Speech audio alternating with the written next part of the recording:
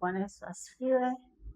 Namshukuru Mungu kwa Alhamisi njema ya baraka. Leo ni tarehe 7 na kichwa cha somo kutoka kwa mchungaji Priscilla yake kinasema neema na haki.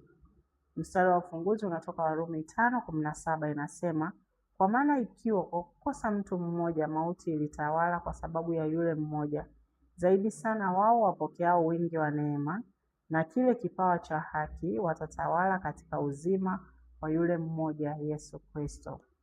Mchungaji anasema Mungu hutupatia neema kulingana na kusudi lake katika maisha yetu.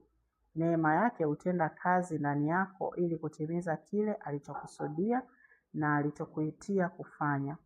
Neema hiyo itawagusa na kuwabariki wale waliounganishwa nawe kulingana na mpango wa Mungu.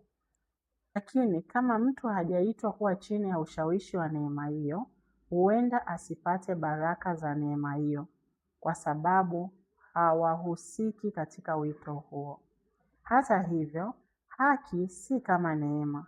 Sote tuna haki ile ile kwa sababu haki yetu ni haki ya Yesu Kristo.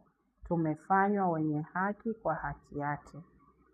Hakuna yeyote kati yetu anayesimama mbele za Mungu kwa misingi ya haki binafsi, wala hakuna anayekubalika mbele za Mungu kwa juhudi zake mwenyewe. Iwe umezaliwa mara ya pili dakika 5 zilizopita au miaka 10 iliyopita au miaka 50 iliyopita, haki tulionayo sote ni ile ile. Utakuwa mwenye haki zaidi kuliko ulivyo sasa kwa sababu umepokea haki kamilifu ya Yesu Kristo. Huwezi kuifanya bora zaidi. Warumi 5:17 inaelezea wazi jambo hili, inasema wao wapokeao wingi wa neema na kipawa cha haki.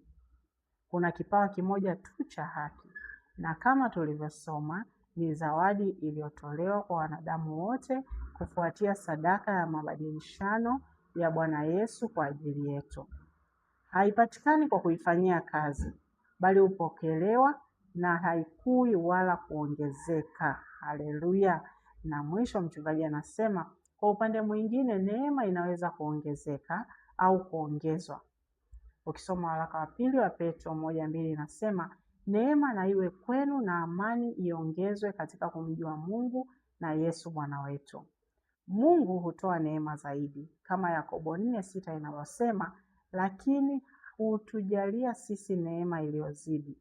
Kwa hiyo husema Mungu huwapinga wajikuzao, bali huwapa neema wanyenyekevu. Lakini haki ni ile ile